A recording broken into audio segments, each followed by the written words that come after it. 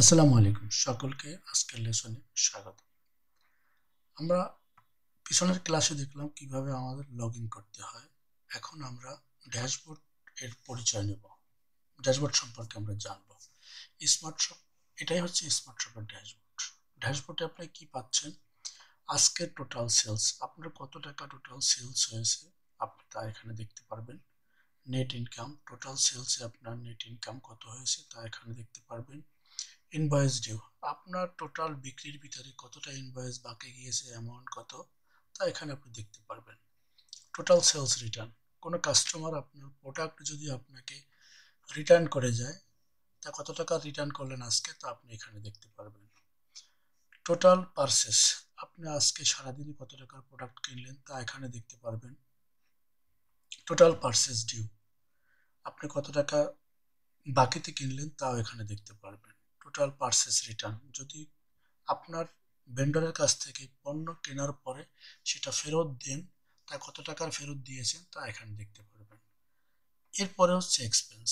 Total এক্সপেন্সটা হচ্ছে কি, যে আপনি আজকে কত টাকা খরচ করেন আপনার শপে, সেটা আপনি এখান থেকে ম্যানেজ করতে পারবেন, দেখতে পারবেন যে আপনার কত টাকা আজকে খরচ হয়ে গেল।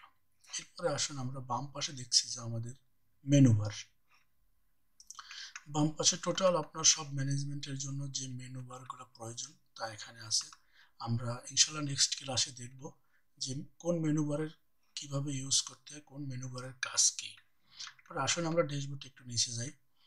এখানে সেলস লাস্ট 30 ডেজ, এখানে আপনি পিছনে 30 দিনের বিক্রয়ের গ্রাফ দেখতে পারবেন, যে আপনার কোন দিন কত টাকা বিক্রি হয়েছে, রেশিওটা কিরকম, কত পার্সেন্ট কি, তা এক নজরে আপনি এখানে দেখতে পারবেন। এরপরে হচ্ছে সেলস কারেন্ট ফাইন্যান্সিয়াল ইয়ার,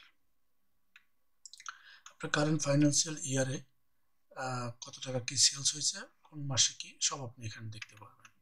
এরপরে হচ্ছে যে একটা মজার একটা ফিচার, সেটা হচ্ছে সেলস পেমেন্ট ডিউ।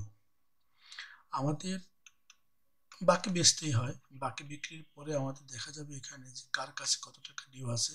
আপনি এখান থেকে সরাসরি সেটা রিমাইন্ড করতে পারবেন, দেখতে পারবেন, এবং এখান থেকে সাথে সাথে কেউ টাকা দিলে আপনি রিসিভও করতে পারবেন। এরপর আপনি পাশে আছে আপনার পারচেস পেমেন্ট ডিউ, আপনার কোন কোন ভেন্ডার আপনার কাছে কত টাকা পাবে তাও এখানে আপনি শো হবে। এই দুটো বিষয় কিন্তু আমাদের খুবই জরুরি ব্যবসার ক্ষেত্রে, দুটো বিষয়ের প্রতি আমাদের খুব খেয়াল রাখতে হবে। এরপরে হচ্ছে প্রোডাক্ট স্টক অ্যালার্ট, আপনার কোন কোন প্রোডাক্ট শর্ট আছে, কোন কোন প্রোডাক্ট মাইনাস আছে, কোনটা শেষের পথে, কোনটা কত পেজ আছে তা এখানে আপনি দেখতে পাবেন এক নজরে এই ড্যাশবোর্ডের মাধ্যমে।